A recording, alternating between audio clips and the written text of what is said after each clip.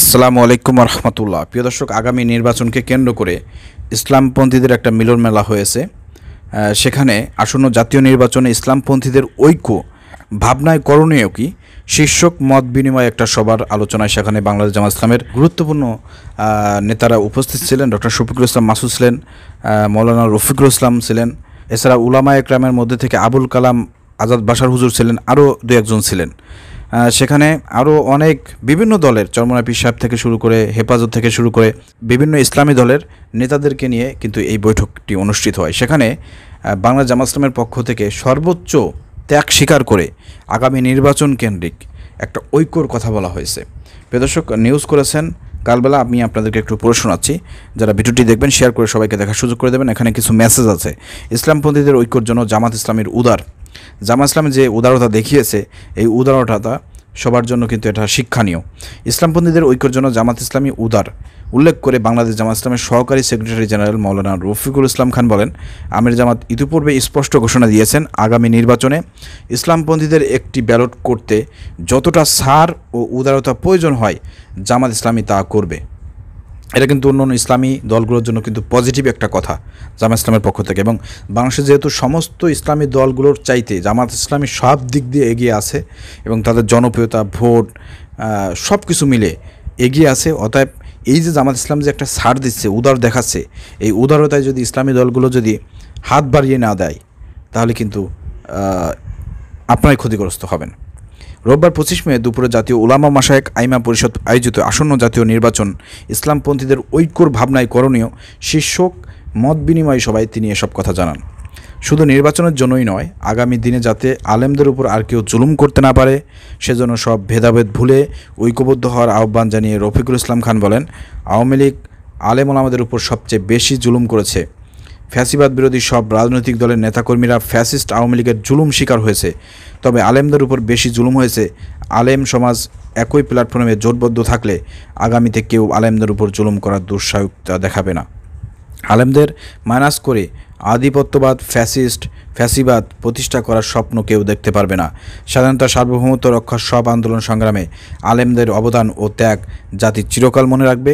উল্লেখ করে তিনি বলেন, 5 আগস্ট হাসিনা পালিয়ে যাবে এটা কেউ ভাবেনি, কিন্তু জীবনে মায়া ত্যাগ করে আলেমরাই ছাত্রদের পাশে এসে দাঁড়িয়েছে। আলেমরাই রাজপথে ছিল, বুলেটের সামনে বুক পেতে দিয়েছে, ফ্যাসিবাদ মুক্ত করতে অগ্রণী ভূমিকা পালন করেছে। নতুন বাংলাদেশের নেতৃত্বে ইসলামপন্থীদের দিতে হলে অবশ্যই ঐক্যের বিকল্প নেই। উল্লেখ করে তিনি সব দল ও মতের নেতৃত্বকে একই প্ল্যাটফর্মে জোটবদ্ধ হওয়ার আহ্বান জানান। সবাই বাংলাদেশ জামাত ইসলামের কেন্দ্রীয় কর্মপরিষদ সদস্য ও ঢাকা মহানগর দক্ষিণের সেক্রেটারি তারুণ্যের অহংকার ডক্টর শফিকুল ইসলাম মাসুদ বলেন, 1757 থেকে শুরু করে আজ পর্যন্ত প্রতিটি আন্দোলন সংগ্রামে ইসলামী রাষ্ট্র প্রতিষ্ঠার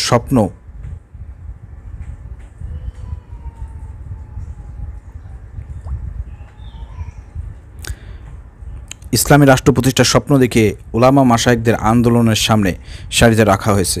ইসলামপন্থীরা সামনের সারিতে থেকে জীবন ও রক্ত দিয়েছে, কিন্তু পরবর্তীতে দেখা গেছে ইসলাম বিদ্বেষীরা ওই আন্দোলনের ভূমিকা হাইজ্যাক করে নিজেদের অর্জন দাবি করে, যা স্পষ্ট প্রতীয়মান 2024-এর ছাত্র জনতার আন্দোলন।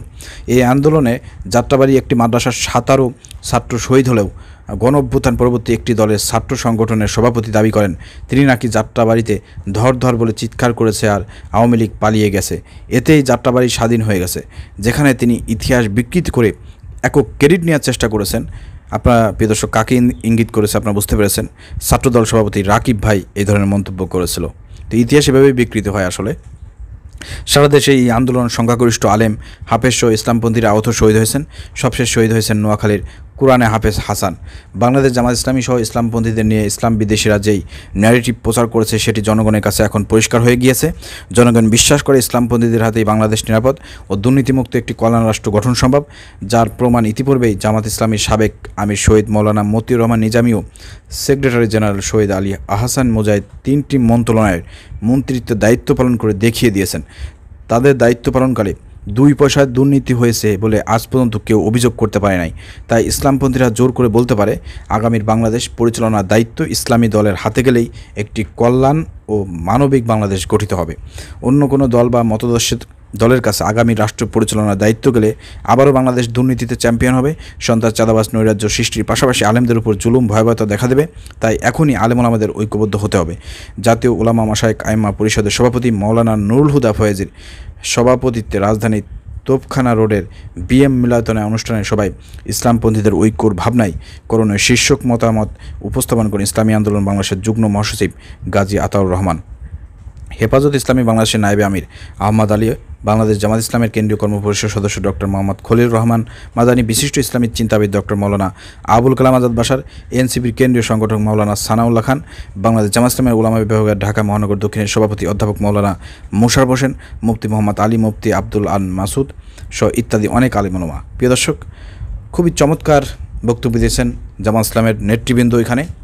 এরপরও যদি ইসলামী দলগুলো তাদেরকে যদি লোভ লালসা দেখিয়ে বিএনপি অথবা অন্যান্য দল ভিন্ন দিকে প্রবাহিত করে, এই দোষ তো জামাতের না। যা এসব ইসলামী দল লোভ লালসায় পড়ে ইসলামের বাইরে ঐক্য করবে, এরা হবে বাংলাদেশে চিহ্নিত গাদ্দার, ইসলামের শত্রু। অর্থাৎ বাংলাদেশে আমি বলতেছি হেফাজত, খেলাফত, চরমোনাই, জামাত ইসলামী, এই চারটা দল যদি ঐক্যবদ্ধ হতে পারে, বাংলাদেশে ইসলামের বিজয় আলহামদুলিল্লাহ আল্লাহর ইচ্ছায় সুনিশ্চিত। এবং বাকি যারা আছে তারা কিন্তু সবাই এখানেই ইনভলভ হবে। এজন্য এই চারটা দলকে বলবো, আপনারা সবাই যার যার পক্ষ থেকে সর্বোচ্চ ছাড় দিয়ে, উদারতা দেখিয়ে আগামী নির্বাচনে একটি বাক্স দেওয়ার ব্যবস্থা করেন। দেখেন কি হয়। এদেশে মানুষ আপনাদেরকে নিয়ে অনেক আশা করে, প্রত্যাশা করে। সেই প্রত্যাশার জায়গা আপনারা নষ্ট করবেন না। ভিডিও শেয়ার করে দেবেন। আসসালামু আলাইকুম ওয়া রাহমাতুল্লাহ।